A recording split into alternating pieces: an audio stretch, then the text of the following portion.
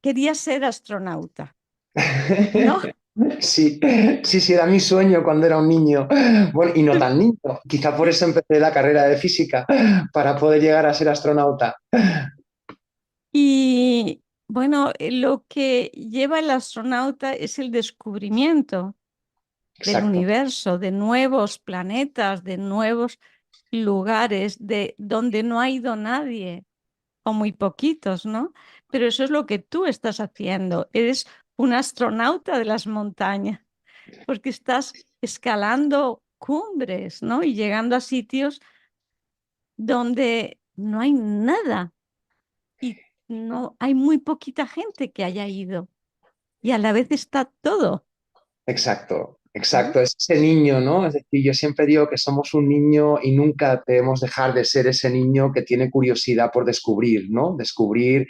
Cuando te haces mayor, te dicen explorar, ¿no? El niño no sé si tiene el concepto de exploración, pero tiene el concepto de descubrir.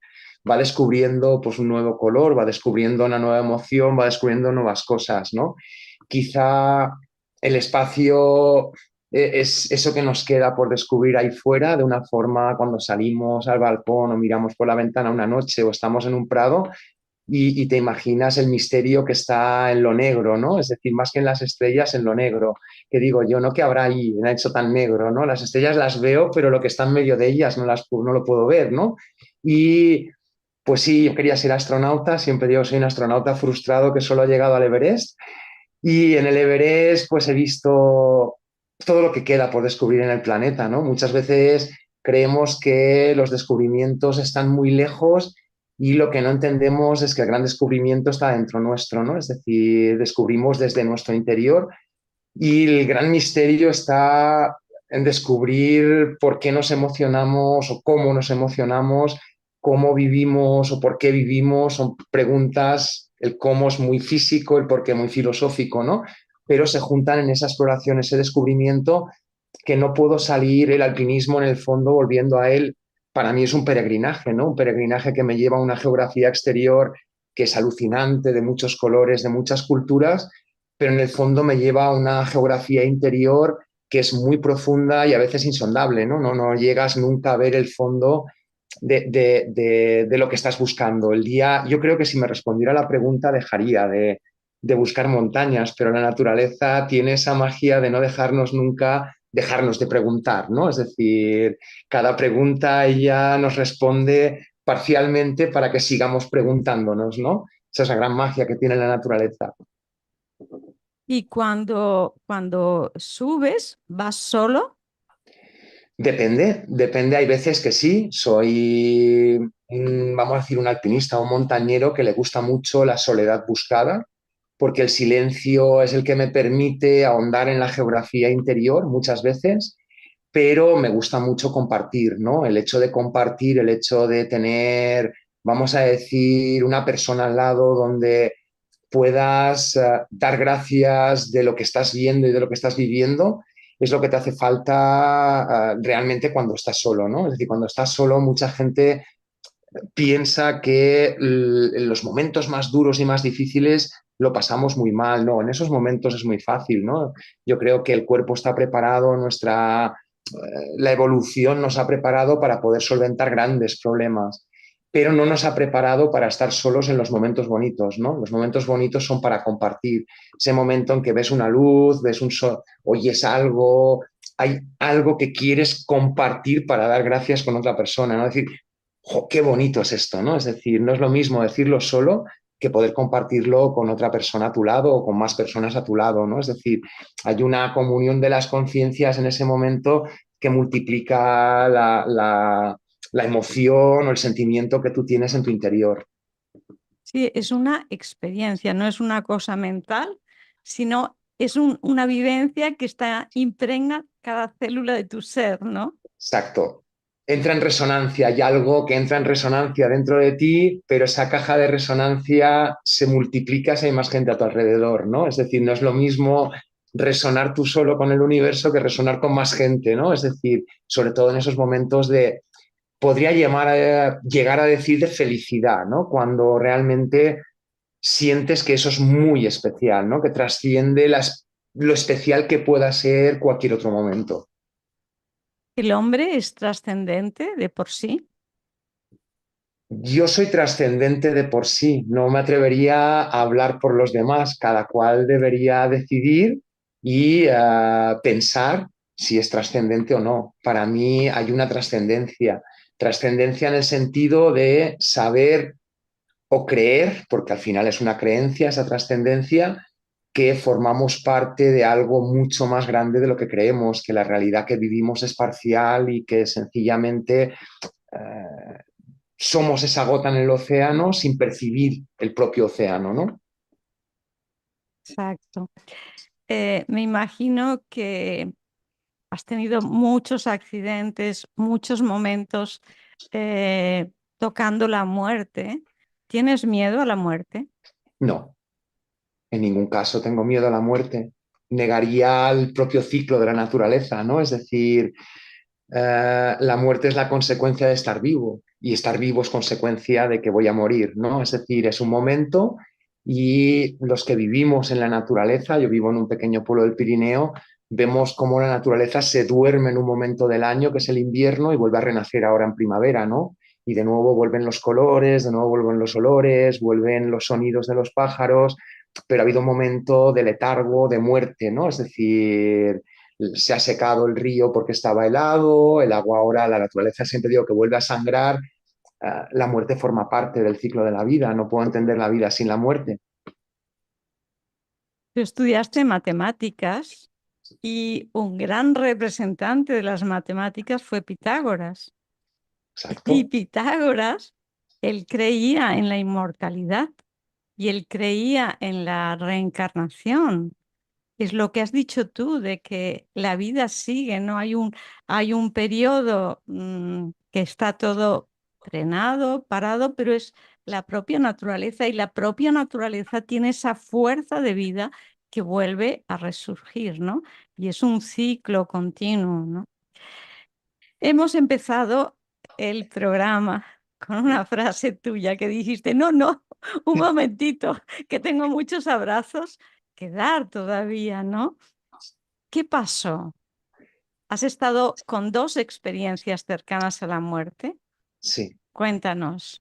Sí, yo creo que una estuve en el otro lado, por llamarle de alguna manera. A veces utilizamos pues esta forma de hablar porque no sabemos hablar de otra manera, ¿no? Es decir, estuve en el otro lado y me dijeron que aún me quedaba alquiler en este y me devolvieron, ¿no? Es decir, no me acuerdo nada de ese momento, pero sé que volví con una paz muy grande, ¿no? Es decir, fue la primera. La segunda fue muy consciente de que iba a morir en una montaña muy grande, en el Himalaya, en Karakorum, en Pakistán. Hubo una luz muy pronto por la mañana y ese primera luz, éramos tres compañeros, tres amigos, uno de nosotros murió, Rick murió en el primer impacto con el alud, fue un alud monstruoso, y Stefan cayó unos 70 metros más abajo de mi posición donde yo estaba.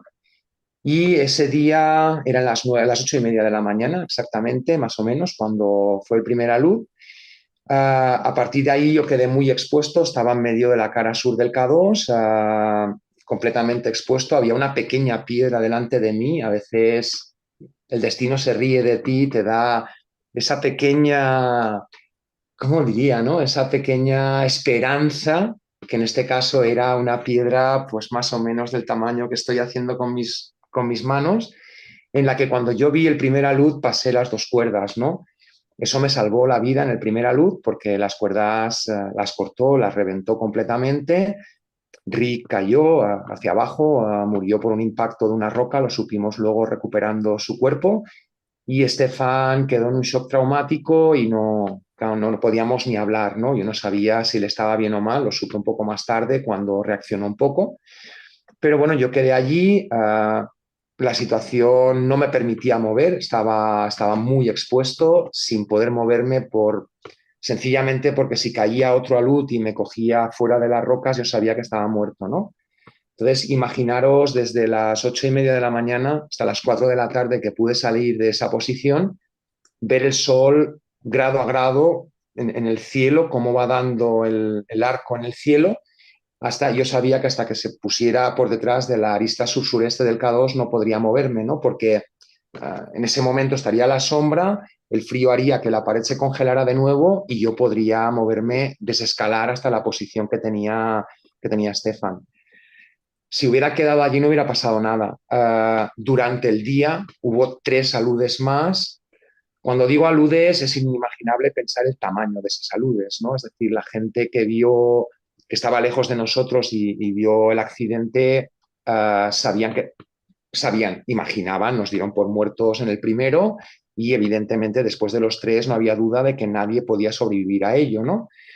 Yo vi la muerte ahí, estaba ahí, ¿no? Es decir, cuando vi el segundo de los aludes que venía directamente hacia mí, supe que iba a morir, no había más que morir, no existe otra posibilidad, ¿no? Es decir, la lógica de toda tu carrera como alpinista y la lógica de un ser humano cuando ve todo aquello que le va a golpear, pues sabes que vas a morir, ¿no? No morí ni en el primero, ni en el segundo, ni en el tercero, ¿no? Pero sí que entre el segundo y el tercero el sufrimiento que yo tenía de estar helándome, de estar expuesto y de esperar ese momento de la muerte para entendernos es muy fácil, ¿no? Es decir, es pensar que te van a fusilar, tienes un pelotón de soldados delante de ti y disparan, ¿no? Es decir, la primera vez que disparan fallan todos a la vez y dices, no puede ser, ¿no? Entonces ellos cargan y así 3 veces, ¿no? Entonces entre el segundo y el tercero yo tenía muy claro que era mucho más fácil optar por el suicidio, ¿no? Es decir, yo pensé que tan solo soltando las cuerdas y dejándome llevar por la pared iba a estrellarme 2000 metros más abajo contra las rocas y se acababa el sufrimiento de una forma muy rápida. Era la vía más rápida para, vamos a decir, aceptar el final, que era la muerte, ¿no? Es decir, pero a la vez el sufrimiento era físico, ¿no? Es decir, había un sufrimiento físico que era el que yo quería dejar de tener, pero a la vez tenía un sentimiento de paz, ¿no? Es decir, había mucha paz aceptando que había llegado al final y que iba, a mí me gusta decir, a entrar o a volar en la última expedición de mi vida, ¿no? Es decir, esa última expedición me estaba abrazando y que yo iba a ver lo que había al otro lado, ¿no? Es decir, que por fin iba a ser consciente del siguiente paso, de la siguiente pantalla, hablando de esta manera, ¿no?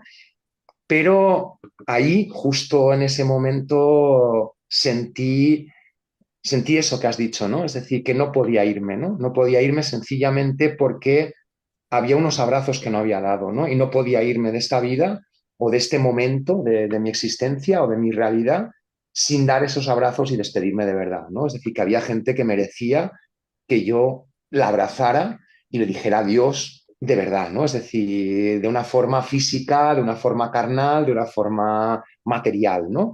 Entonces, esos abrazos hicieron que luchara hasta el final. No, hay una expresión que a mí me gusta mucho que es morir o perder la vida, ¿no? Es decir, que si iba a morir, pero no iba a perder la vida, ¿no? Que la vida no la iba a perder, que había decidido no optar por ese suicidio, sino sencillamente quedarme aquí para dar esos abrazos y luego ya estaba. Y ¿cómo acabó? O sea, ¿tú te recuperaste, te vinieron a ayudar? ¿Cómo acabó la historia?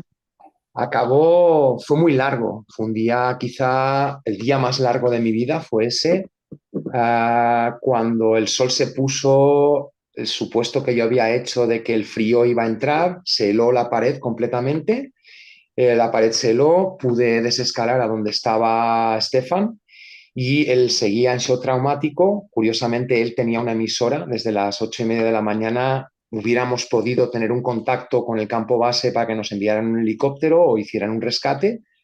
A las 4 de la tarde más o menos llamé al campo base para que nos rescataran, a ver si podían, yo ya casi no podía moverme, tenía una hipotermia bastante avanzada. Entonces el helicóptero, ellos llamaron al helicóptero desde el campo base, tuvimos mucha suerte que había, es una zona en conflicto con la India, había 2 helicópteros militares en la zona, intentaron el rescate, les costó muchísimo, pero lograron al final encontrarnos en la pared, aproximarse y con una técnica que llamamos longline muy mal hecha, conseguí, yo sabía que si no sacaba, que si yo me enganchaba primero, es decir, te envían una cuerda con un mosquetón, tú te enganchas y el helicóptero te se lleva de la pared, por decirlo así. Es tan arriesgado y vamos a decir, bestia como esto, ¿no? Entonces, yo enganché a Stefan en el primer vuelo, se lo llevaron. El segundo helicóptero, cuando intentó rescatarme, se quedó sin combustible y ya se estaba haciendo oscuro, ¿no? Entonces, tenía muy claro que si ese helicóptero no me sacaba de allí, yo iba a morir de hipotermia, ¿no? Ya no podía caminar, no podía desescalar los casi 2000 metros que me separaban de abajo, ¿no? Y llamé al campo base, cuando el helicóptero se fue por combustible, para saber qué pasaba, me dijeron que estaba sin combustible, necesitaban repostar y ese helicóptero volvió a mí en la última luz del día. El piloto me prometió que me iba a sacar de ahí, volvió por mí, la última luz, y logró engancharme y bajé casi de noche ya al campo base, ¿no? Entonces, recuerdo que yo pensaba, soy un guía, llevo más de 30 años trabajando como guía, he estado en muchísimos rescates, confío plenamente en el material y yo decía, ahora se me va a romper la cuerda, cuando me arranque de la pared se va a romper la cuerda, antes de bajar se va a estrellar contra la pared, yo no puedo seguir vivo, ¿no? Yo sabía que ese día iba a morir y no llegaba el momento, ¿no? Es decir, cada vez que yo creía que me iba a salvar, había algo que evitaba que yo siguiera aquí, ¿no? Es decir, pero no, al final estamos hablando ahora y estoy aquí. Es decir, que el universo quiso que me quedara, no sé por qué, no lo sé aún, pero quiso que yo me quedara aquí y aquí sigo.